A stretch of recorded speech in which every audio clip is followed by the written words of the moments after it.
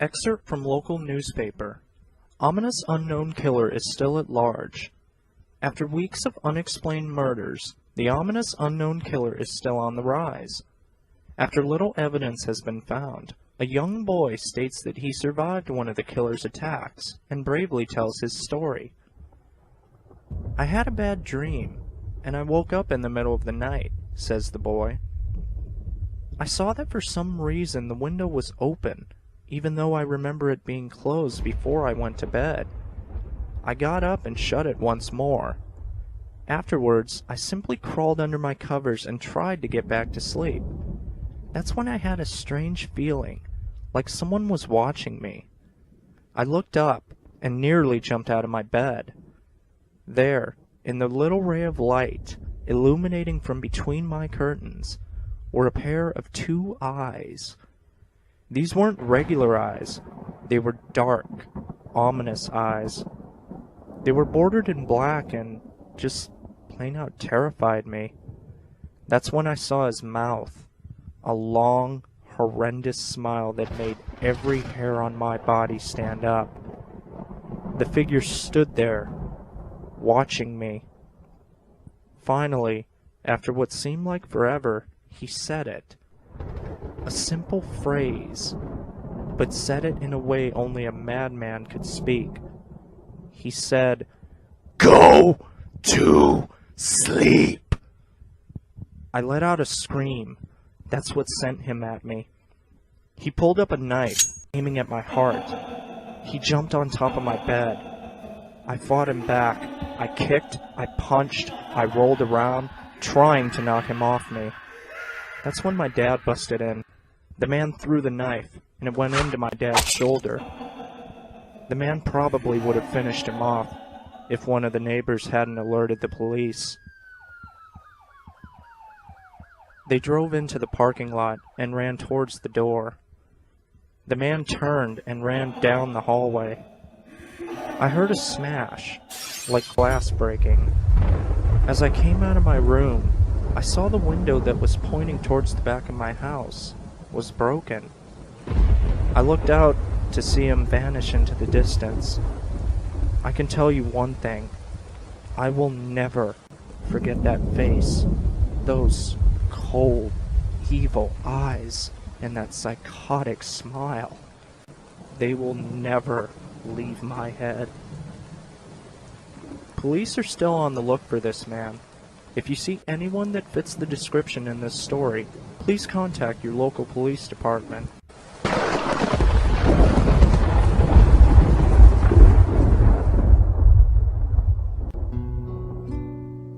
Jeff and his family had just moved into a new neighborhood. His dad had gotten a promotion at work, and they thought it would be best to live in one of those fancy neighborhoods. Jeff and his brother Lou couldn't complain, though. A new, better house, what was not to love? As they were getting unpacked, one of their neighbors came by. "Hello," she said. "I'm Barbara. I live across the street from you. Well, I just wanted to introduce myself and to introduce my son." She turns around and calls her son over. "Billy, these are our new neighbors." Billy said hi and ran back to play in his yard. "Well," said Jeff's mom, "I'm Margaret, and this is my husband Peter and my 2 sons, Jeff and Lou." They each introduced themselves, and then Barbara invited them to her son's birthday. Jeff and his brother were about to object when their mother said they would love to. When Jeff and his family got done unpacking, Jeff went up to his mom. "Mom, why would you invite us to some kid's party? If you hadn't noticed, I'm not some dumb kid." "Jeff," said his mother, "we just moved here. We should show that we want to spend time with our neighbors. Now we're going to that party, and that's final." Jeff started to talk, but stopped himself, knowing that he couldn't do anything. When his mom said something, it was final. He walked up to his room and plopped down on his bed. He sat there looking at his ceiling when suddenly he got a weird feeling. Not so much a pain, but a weird feeling. He dismissed it as just some random feeling.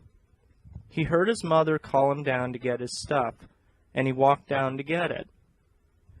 The next day, Jeff walked downstairs to get his breakfast and got ready for school. As he sat there eating his breakfast, he once again got that feeling. This time it was stronger. It gave him a slight tugging pain, but he once again dismissed it. As he and Lou finished breakfast, they walked down to the bus stop. They sat there waiting for the bus, and then all of a sudden, some kid on a skateboard jumped over them, only inches above their laps. They both jumped back in surprise. "Hey, what the hell?" The kid landed and turned back to them. He kicked his skateboard up and caught it with his hands. The kid seems to be about 12, 1 year younger than Jeff. He wears an Aeropostale shirt and ripped blue jeans. "Well, well, well. It looks like we've got some new meat." Suddenly, 2 other kids appeared. One was super skinny, and the other was huge.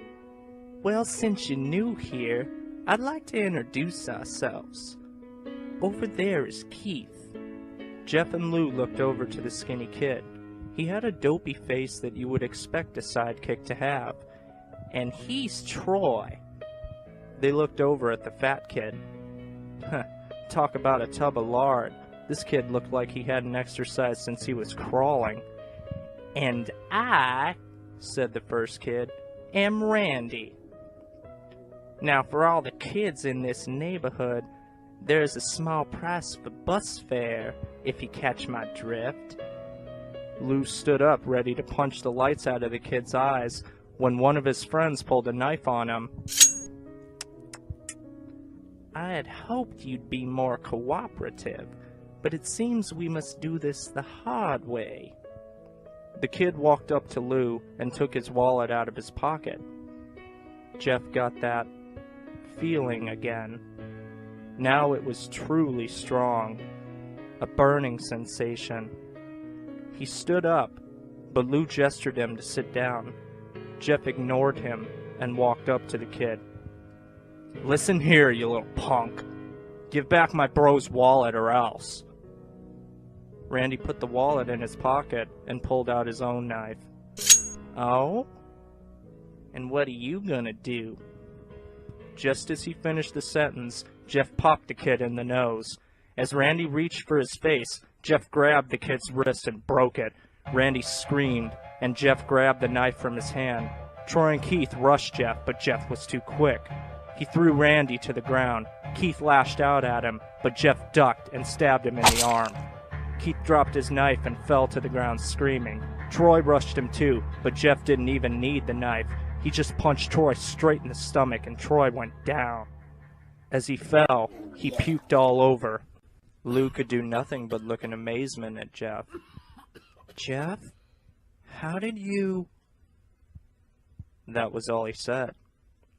They saw the bus coming and knew they'd be blamed for the whole thing, so they started running as fast as they could. As they ran, they looked back and saw the bus driver rushing over to Randy and the others. As Jeff and Lou made it to school, they didn't dare tell what happened. All they did was sit and listen.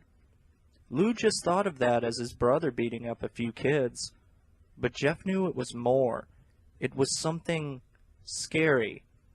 As he got that feeling, he felt how powerful it was, the urge to just hurt someone. He didn't like how it sounded, but he couldn't help feeling happy. He felt that strange feeling go away and stay away for the entire day of school. Even as he walked home due to the whole thing near the bus stop, and how now he probably wouldn't be taking the bus anymore, he felt happy. When he got home, his parents asked him how his day was, and he said in a somewhat ominous voice, "It was a wonderful day." The next morning, he heard a knock at his front door. He walked down to find 2 police officers at the door, his mother looking back at him with an angry look. "Jeff, these officers tell me that you attacked 3 kids. that it wasn't regular fighting, and that they were stabbed. Stabbed, son! Jeff's gaze fell to the floor, showing his mother that it was true. Mom, they were the ones who pulled the knives on me and Lou. Son, said one of the cops, we found 3 kids, 2 stabbed, 1 having a bruise on his stomach, and we have witnesses proving that you fled the scene. Now what does that tell us? Jeff knew it was no use. He could say him and Lou had been attacked, but then there was no proof it was not them who attacked first. They couldn't say that they weren't fleeing because, truth be told, they were. So Jeff couldn't defend himself or Lou. Son, call down your brother. Jeff couldn't do it, since it was him who beat up all the kids.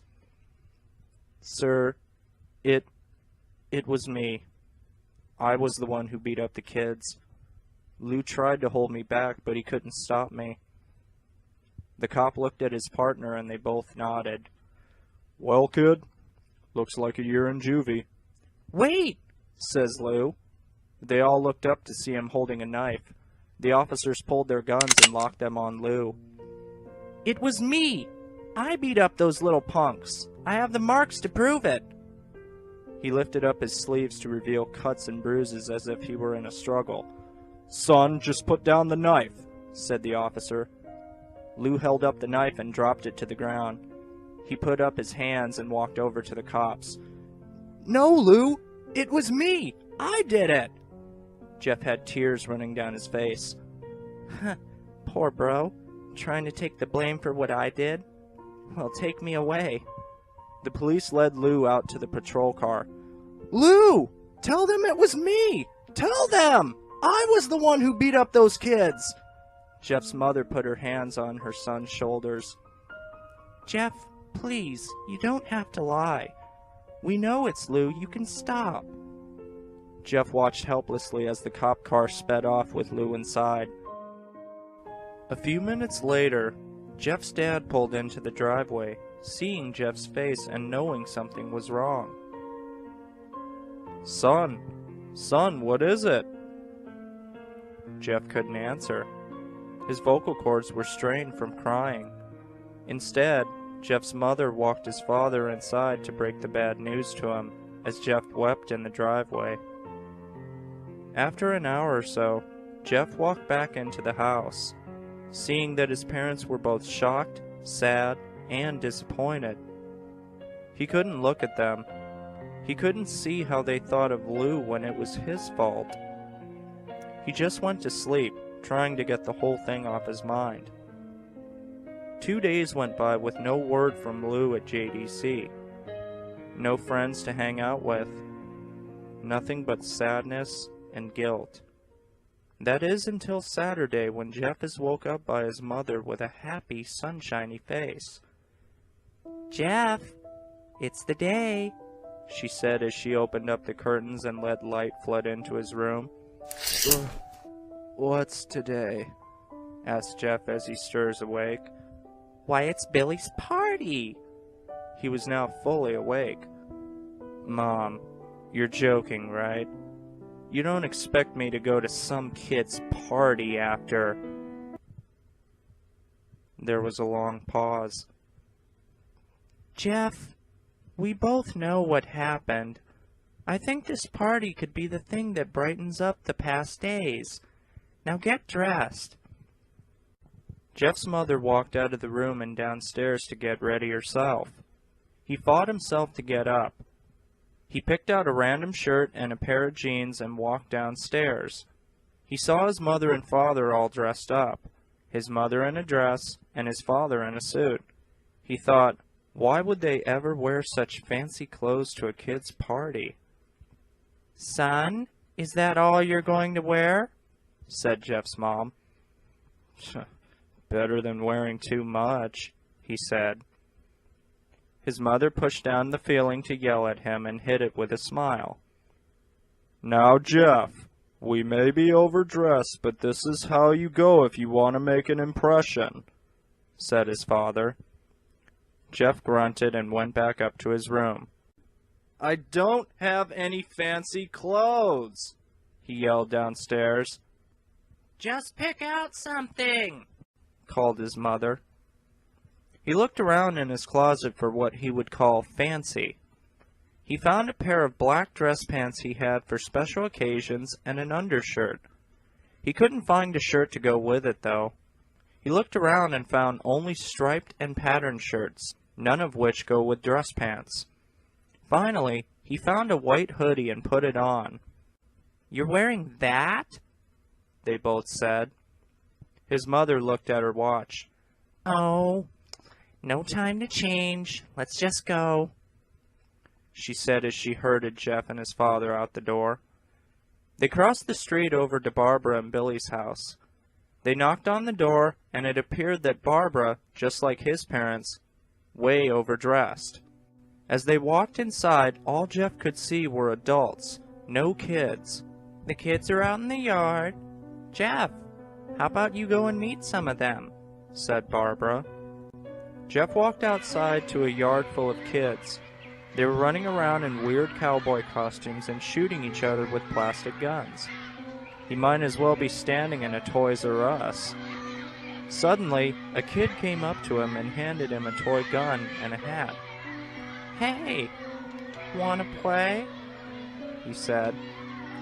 No, kid. I'm way too old for this stuff." The kid looked at him with that weird puppy dog face.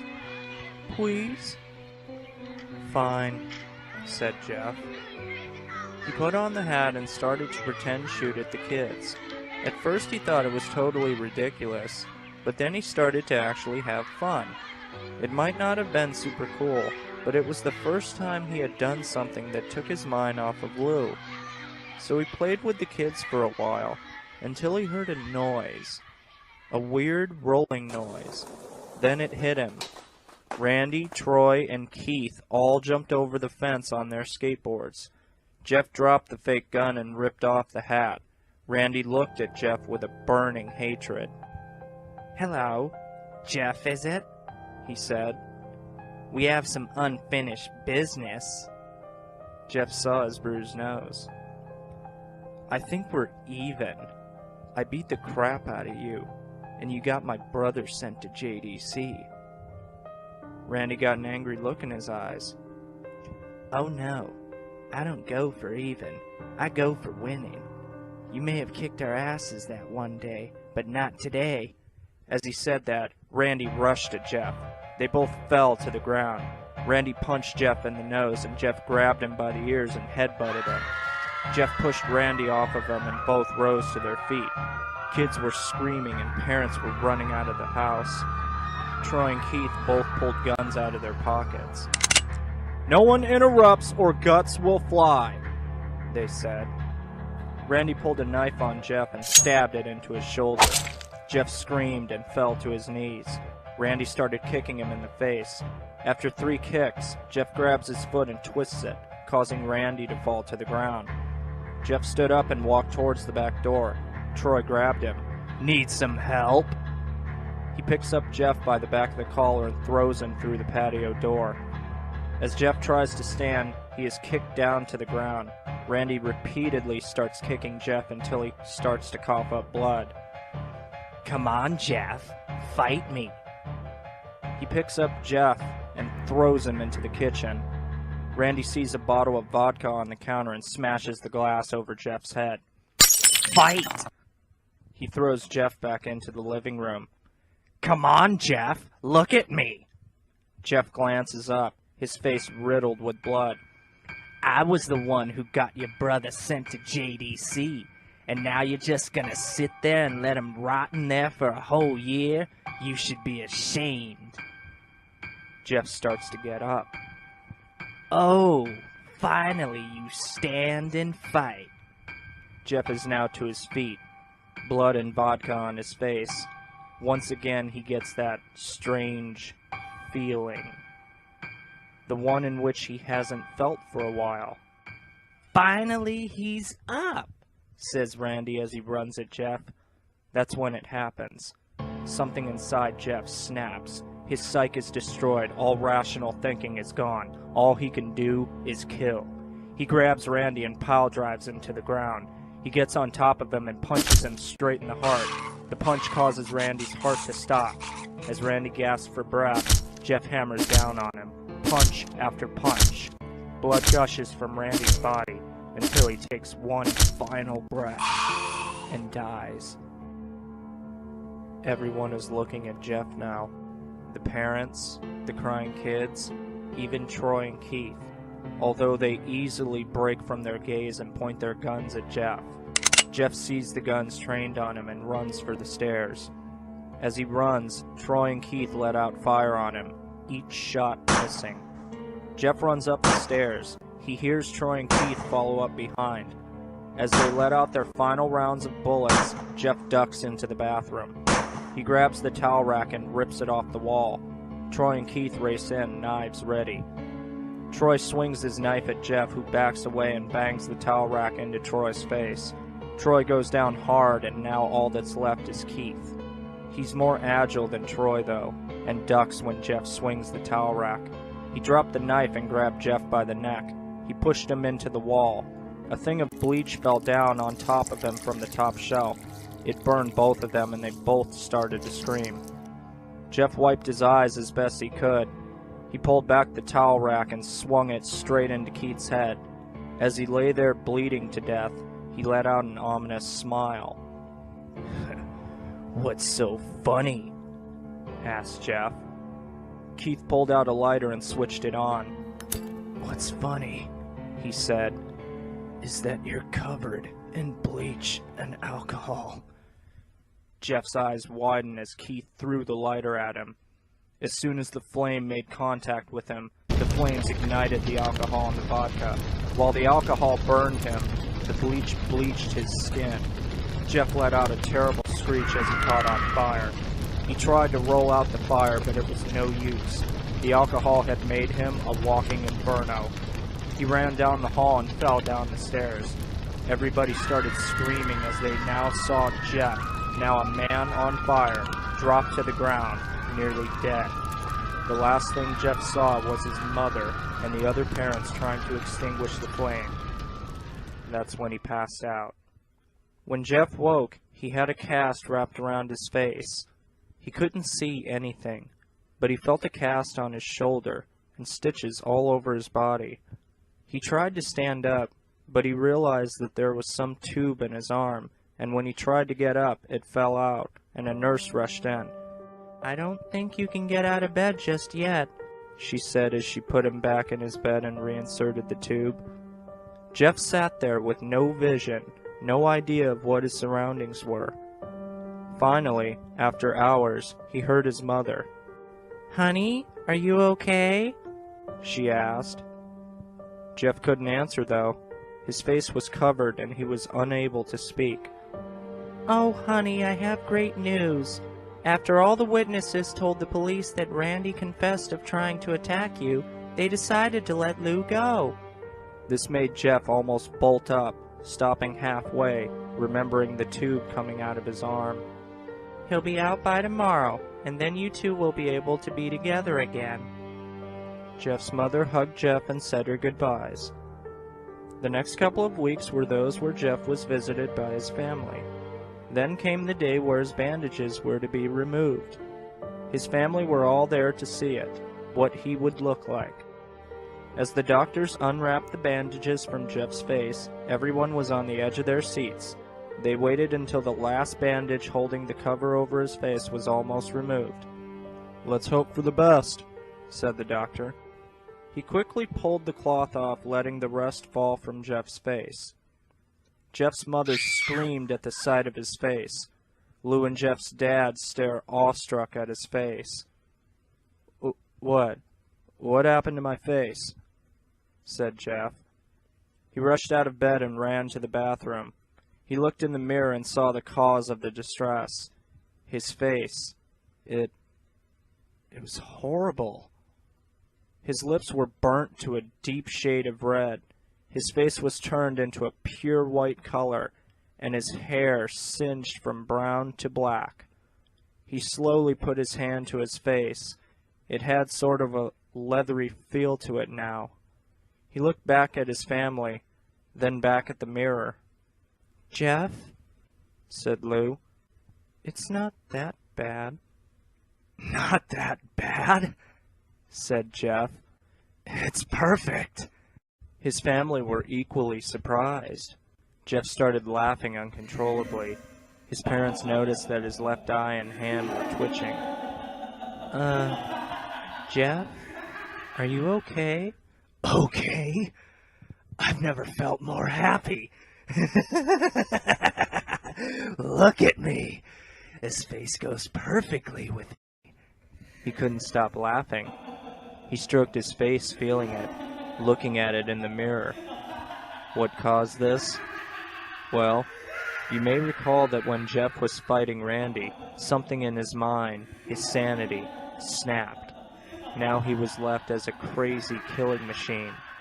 That is, his parents didn't know. "Doctor," said Jeff's mom, "is my son all right, in the head?" "Oh yes, this behavior is typical for patients that have taken very large amounts of painkillers. If his behavior doesn't change in a few weeks, bring him back here and we'll give him a psychological test." "Oh, thank you, doctor." Jeff's mother went over to Jeff. "Jeff, sweetie, it's time to go." Jeff looked away from the mirror. His face still formed into a crazy smile. "Okay, Mommy." His mother took him by the shoulder and took him to get his clothes. "This is what he came in," said the lady at the desk.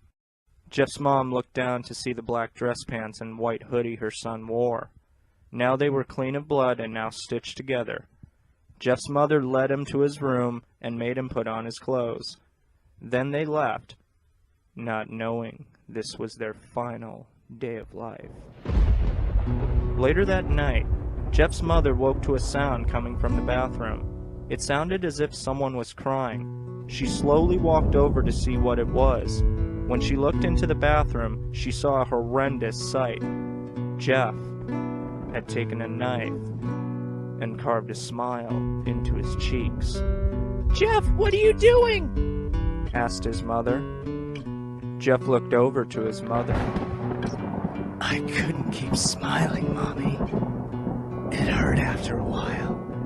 Now I can smile forever." Jeff's mother noticed his eyes, ringed in black. "Jeff, your eyes!" His eyes were seemingly never closing. I couldn't see my face. I got tired, and my eyes started to close. I burned out the eyelids so I could forever see myself, my new face." Jeff's mother slowly started to back away, seeing that her son was going insane. "What's wrong, Mommy? Aren't I beautiful?" Yes, son," she said. "Yes, you are. Let me go get Daddy so he can see your face." She ran into the room and shook Jeff's dad from his sleep. "Honey, get the gun, She stopped as she saw Jeff in the doorway, holding a knife. "Mommy, you lied." That's the last thing they heard, as Jeff rushed at them with the knife, gutting both of them. His brother Lou woke up, startled by some noise. He didn't hear anything else, so he just shut his eyes and tried to go back to sleep. As he was on the border of slumber, he got the strangest feeling that someone was watching him. He looked up before Jeff's hand covered his mouth. He slowly raised the knife, ready to plunge it into Lou. Lou thrashed here and there, trying to escape Jeff's grip. "Shh," Jeff said. "Just go to sleep."